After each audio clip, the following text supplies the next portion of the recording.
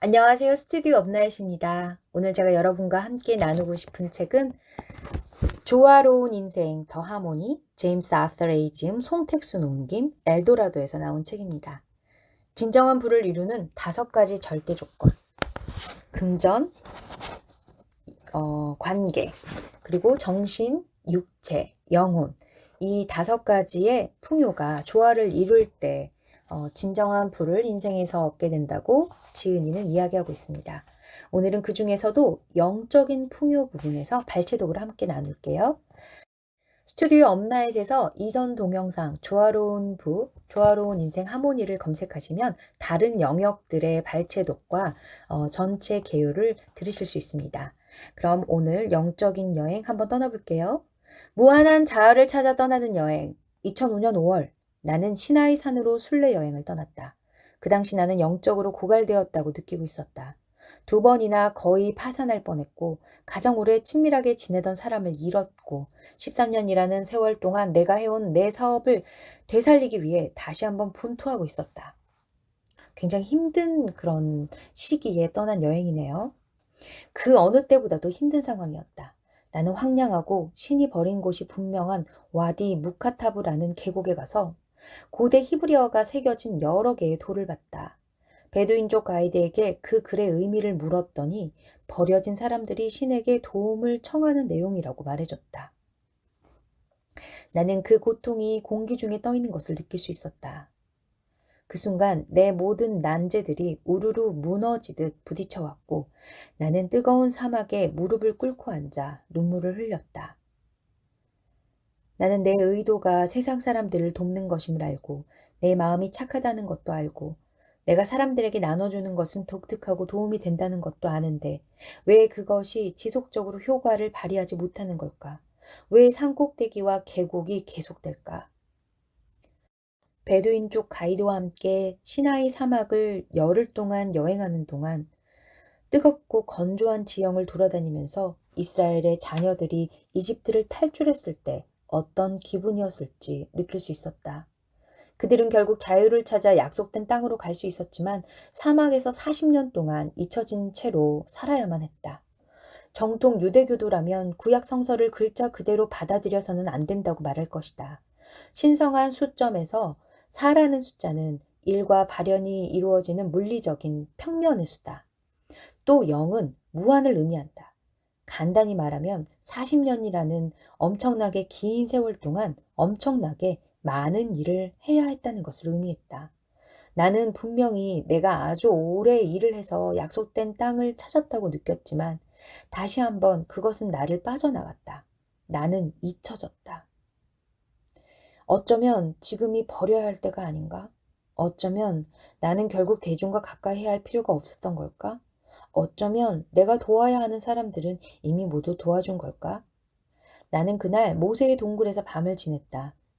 많은 사람이 모세가 십계명을 받았다고 믿는 바로 그 장소였다.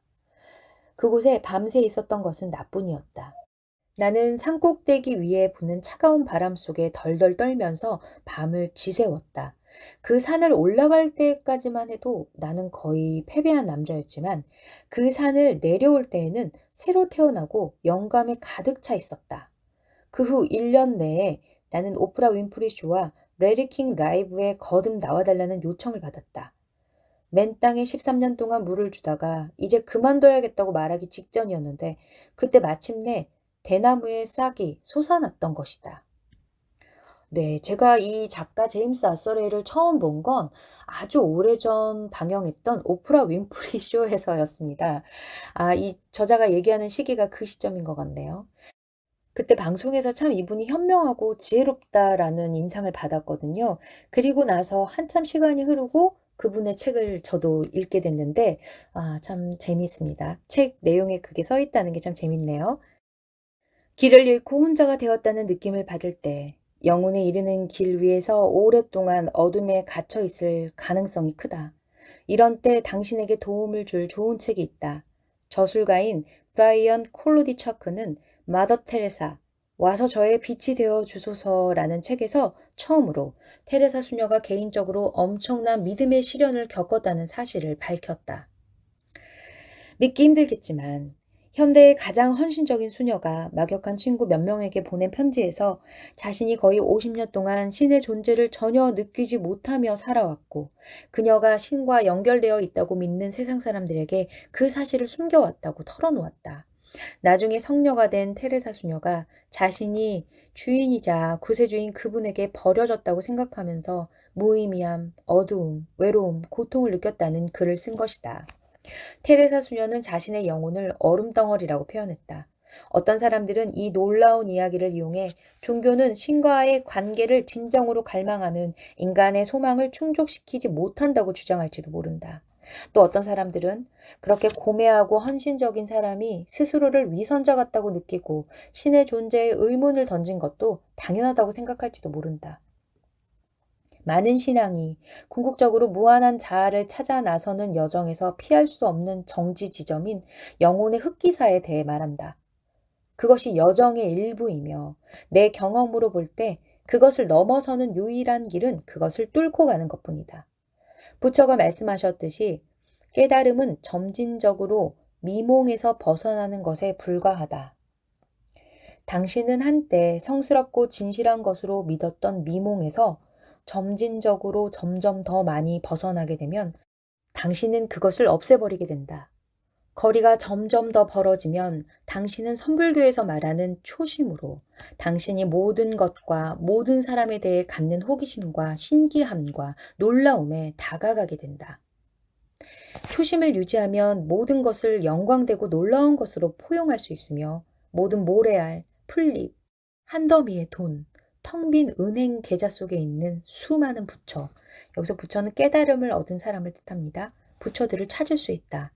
나는 예수가 진실로 너희에게 이르노니 너희가 돌이켜 어린아이와 같이 되지 아니하면 결단코 천국에 들어가지 못하리라. 마태복음 18장 3절에 말씀하셨을 때 뜻하신 것이 이것이라고 생각한다. 중심을 잡지 못하고 비틀거릴 때 스스로에 대한 연민을 가져라. 그렇게 한 번에 한 걸음씩 뒤뚱거리면서 걸음을 배우는 것이다. 다시 시작하라.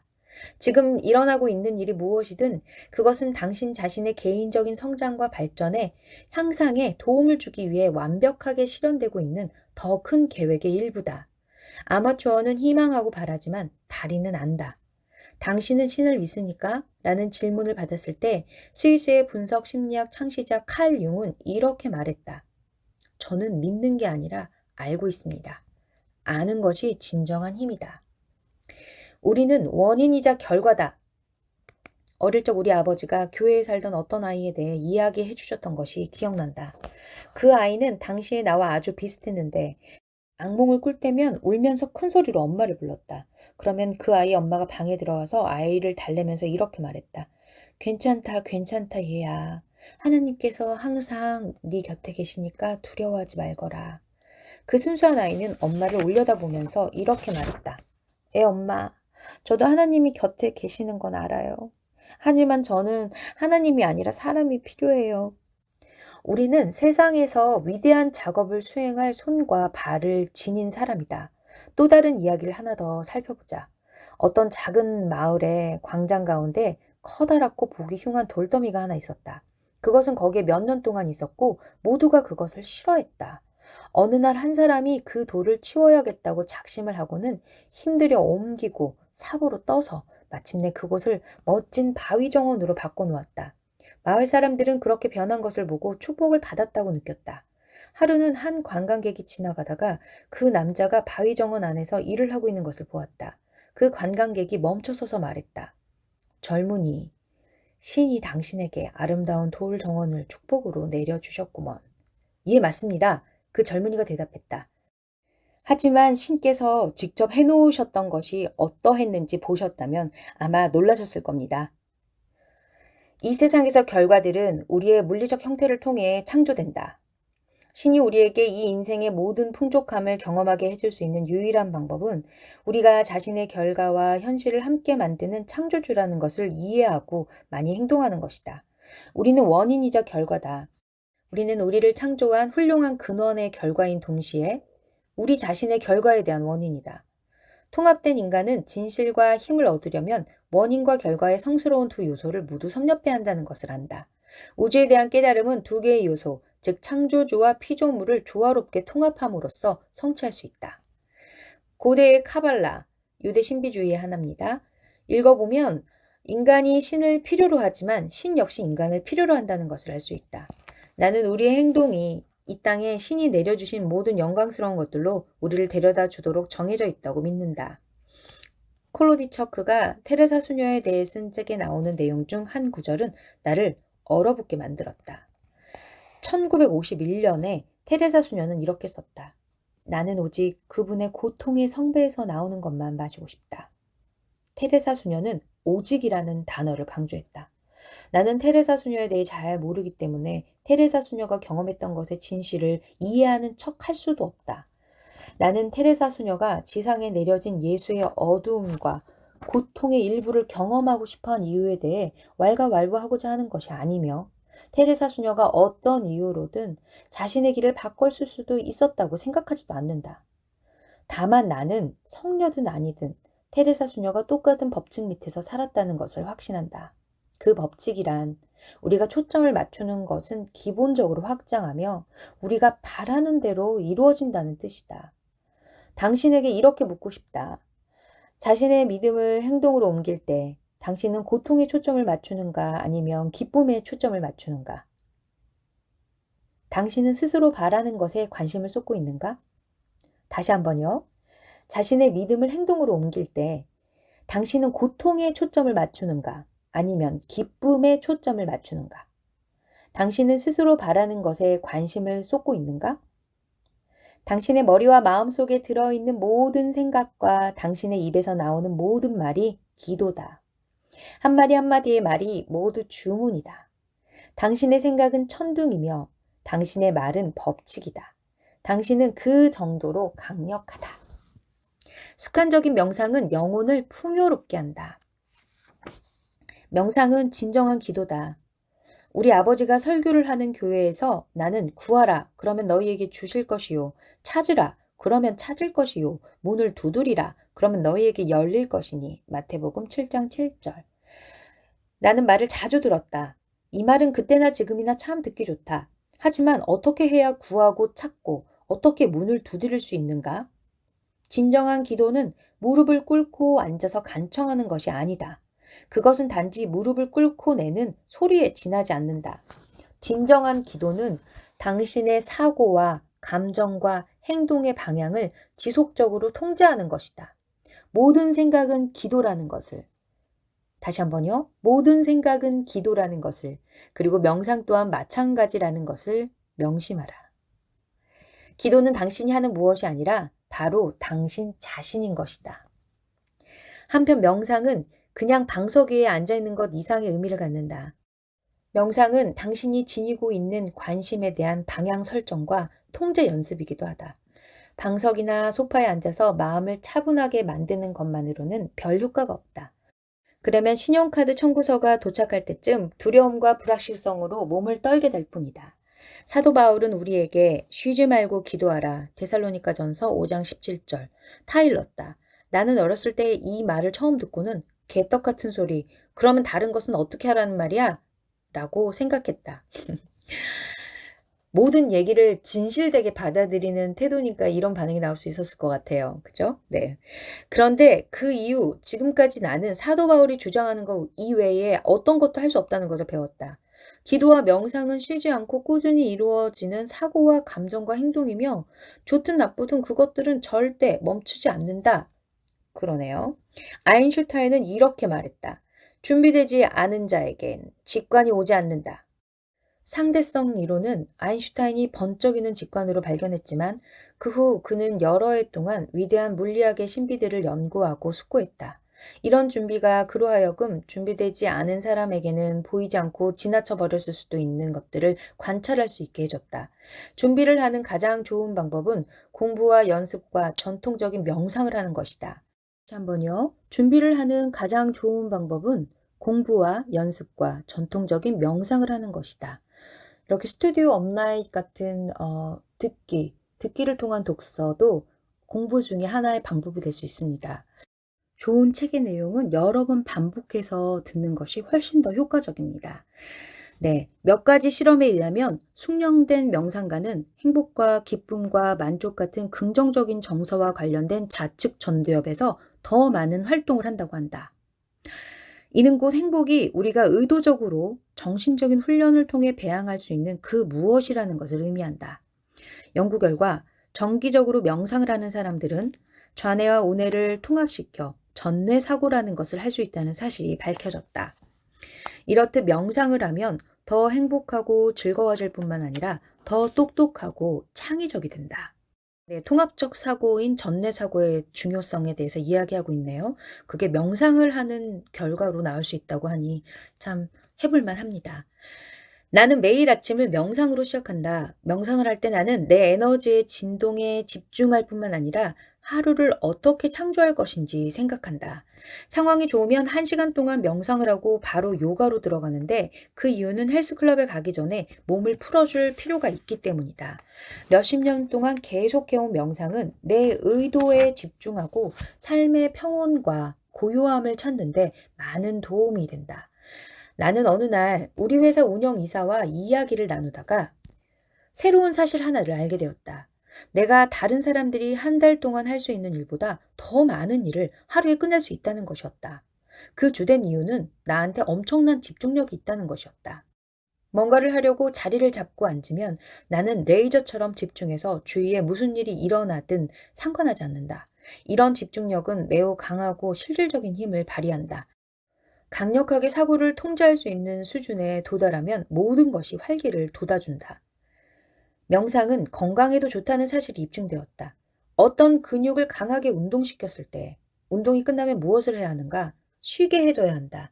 정신도 이와 다를 바 없다. 정신을 쉬는 방법 중 하나는 잠을 통해 더 낮은 진동으로 들어가는 것이다. 명상은 잠을 잘 때처럼 낮은 진동을 유발한다. 명상은 또한 스트레스도 줄여준다.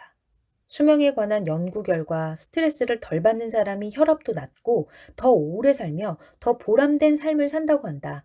스트레스를 덜 받는 사람은 얼굴도 더 젊어 보이고 나이도 더 늦게 먹으니 좋은 점이 아주 많다. 관심을 집중시키는 것은 엄청난 능력을 길러준다.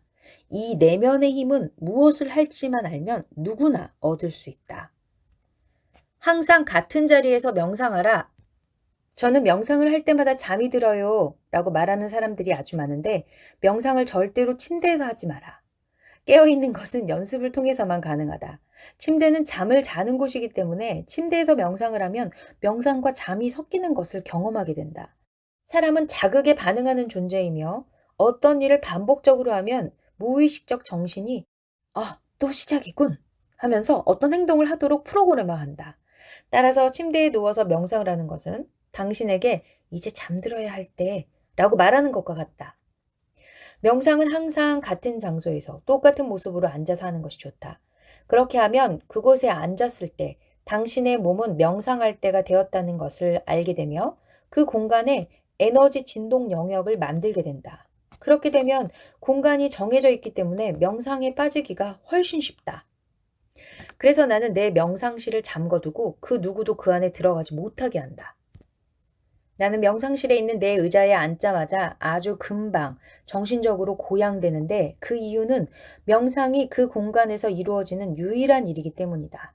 당신도 집안에 명상실로 삼을 만한 좁은 장소가 있는지 살펴보기 바란다. 혼자서 명상을 할 수 있도록 의자 한 개만 따로 놓을 자리면 된다. 명상 연습을 고되거나 절망적인 것으로 만들면 득보다 실이 크다. 따라서 명상을 하면서 재미를 느끼도록 해라. 내가 기억하는 가장 좋은 명상의 경험은 내 집에서 멀지 않은 라스베가스에 있는 카지노에서 이루어졌다. 여러분도 느끼셨겠지만 이 저자 제임스 아서레이는 참 독특한 분입니다. 나는 만약 내가 집에서 하는 것과 똑같은 명상을 카지노 안에서 이룰 수 있다면 정말 멋질 것이라고 생각했다. 그래서 여러 번 카지노 안에 슬롯 머신 앞에 앉아서 명상을 했다. 사람들은 의도적으로 나를 괴롭히지는 않았지만 웃고 쑥덕거리고 운이 나쁘다고 욕을 하고 담배 연기를 내뿜고 나한테 몸을 부딪혔다. 하지만 나는 그런 연습을 계속했는데 그것이 특히 놀라웠던 이유는 내가 그토록 싫어하는 담배 연기가 아무렇지도 않게 느껴졌기 때문이다. 이것은 내게 그런 환경에서 마음의 평정을 찾을 수 있다면 다른 어떤 곳에서도 그럴 수 있을 것 같다는 확신을 심어줬다. 심지어 내게 담배 연기를 내뿜어도 말이다. 평화는 사실 내면에 있는 것이다. 명상은 크게 집중, 시각화 명상, 귀 기울이기 또는 지켜보기, 정적인 초월, 동적인 초월 등의 네 가지 범주로 나눌 수 있다. 이제 구체적인 명상의 종류를 살펴보고 순서대로 시도해보자. 네, 여러분 오늘은 여기까지 함께 읽을게요. 내용이 어떠셨나요? 좀 도움이 되셨나요? 좋으셨으면 좋아요 버튼 부탁드릴게요. 구독하기, 그리고 생각나는 분 있으면 공유하기 부탁드립니다. 여러분의 작은 관심이 저에겐 아주 큰 힘이 됩니다. 오늘도 긴 시간 함께 해주셔서 감사해요. 다음 시간에 또 좋은 내용으로 여러분 찾아뵐게요. 스튜디오 엄나이셨습니다. 감사합니다.